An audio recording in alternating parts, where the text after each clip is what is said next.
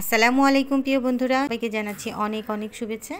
আশা করছি সবাই ভালো আছেন। চলে আসলাম মজার একটি রেসিপি নিয়ে আপনাদের মাঝে। আমার আজকের রেসিপিতে আছে শাহি শামি কাবাব বা গরুর মাংস টিকিয়া। সামনেই কোরবানি ঈদ, আর ঈদে আপনারা বাসায় খুব সহজভাবে এই টিকিয়াটা তৈরি করে নিতে পারেন।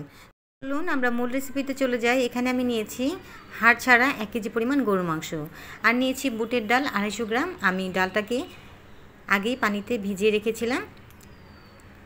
এখন দিয়ে দিলাম হলুদের গুঁড়ো, মরিচের গুঁড়ো, আধা চামচ পরিমাণ দিয়েছি হলুদের গুঁড়ো, 1 চামচ পরিমাণ দিয়েছি মরিচের গুঁড়ো। এখন দিয়ে দিলাম ধনিয়া আর জিরে মিক্সড করা 1 চামচ। দিয়ে দিলাম গরম মশলা, এলাচ, দারুচিনি, তেজপাতা, লবঙ্গ দিয়ে দিব।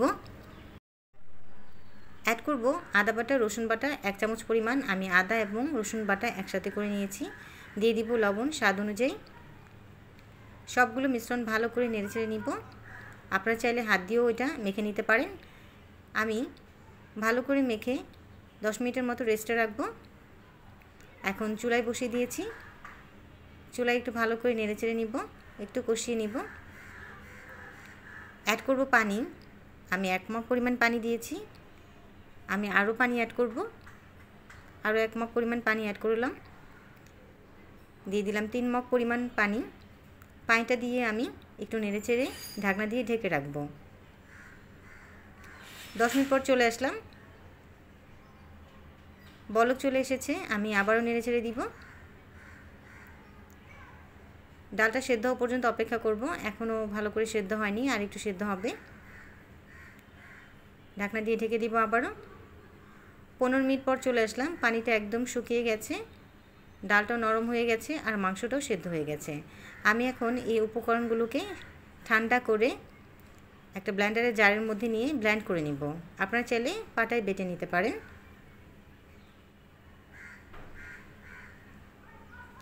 আমি ব্লেন্ড করে নিলাম। আমার ব্লেন্ড করা হয়ে গেছে। দেখুন বন্ধুরা কতটা সুন্দর হয়েছে।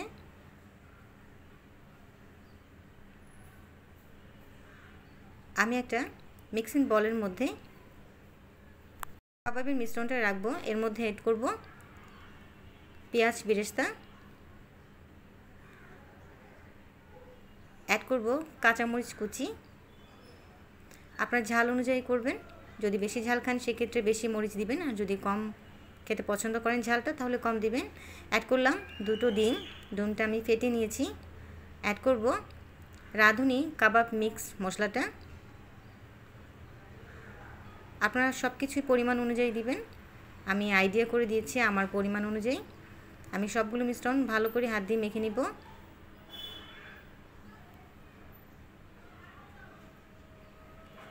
আমার মিশ্রণটা মাখা হয়ে গেছে। এখন আমি হাতে একটু তেল লাগিয়ে নিয়েছি। হাতে তেল দিয়ে আমি এখন কাবাবের শেপটা তৈরি করব। আপনারা যে কোনো শেপ দিতে পারেন, ছোট অথবা বড়, যেভাবে আপনারা খেতে পছন্দ করেন। আমি বেশ ছোটও করিনি আবার বড়ও করিনি, মাঝারি সাইজটা রেখেছি। এক এক করে আমি অনেকগুলো কাবাব বানিয়ে নিব। আমি কিছু কাবাব বাসায় খাওয়ার জন্য ভেজে নিব, আর কিছু কাবাব আমি ফ্রোজেন করে রেখে দিব। দেখুন বন্ধুরা আমি অনেকগুলো কাবাব বানিয়েছি। একটা এয়ারটাইট বক্সে আমি কাবাবগুলো ফ্রোজেন করে রাখব। এখন আমি কিছু কাবাব ভেজে নিব। এরই মধ্যে চুলায় একটা ফ্রাই প্যান বসিয়েছি। ফ্রাই প্যানটা গরম হয়ে আসলে আমি দিয়ে দিব পর্যাপ্ত পরিমাণ তেল। এখানে আপনারা রান্নার তেলটাই ব্যবহার করতে পারেন। তেলটা খুব বেশি গরম করবেন না। খুব বেশি গরম করলে তাহলে কাবাবগুলো পুড়ে যেতে পারে। হালকা আঁচে ভেজে নিতে হবে। আমি এক এক করে তেলের মধ্যে কাবাবগুলো ছেড়ে দিচ্ছি। একটু সাবধানে করবেন কাজটা, যেন গায়ে তেল ছিটে না আসে। আমি চুলার জালটা কমিয়ে দিব, একটু লো করে দিব। বেশি জালে ভাজলে কাবাবগুলো পুড়ে যাওয়ার সম্ভাবনা আছে। দেখা যাবে উপর সাইডটা হয়ে গেছে, কালো হয়ে গেছে, কিন্তু ভেতরে ঠিকমতো ভাজা হয়নি। তাই চুলার জালটা একটু লো করে নেবেন আপনারা। আমি উল্টিয়ে পাল্টিয়ে নিব। আমি এক এক করে উল্টিয়ে পাল্টিয়ে নিচ্ছি। একটু সময় নিয়ে ধৈর্য নিয়ে ভেজে নিতে হবে। আমার ভাজা হয়ে গেছে, আমি তুলে নিচ্ছি। দেখুন বন্ধুরা একটা ব্রাউন কালার হয়ে আসলে আপনারা চুলা থেকে কাবাবগুলো তুলে নেবেন। সুন্দর একটা ব্রাউন কালার হয়েছে। এখন আমি এক এক করে তুলে নিব। আমি বাকি কাবাবগুলো ভেজে নিব। আমি বেশ কিছু কাবাব ভাজবো, অর্ধেকটা ভেজে নিব, অর্ধেকটা রেখে দিব ফ্রিজে। এক এক করে অনেকগুলো কাবাব ভেজে নিয়েছি। আমি এখন কাবাবগুলোকে একটা সার্ভিং ডিশে সার্ভ করে নিলাম।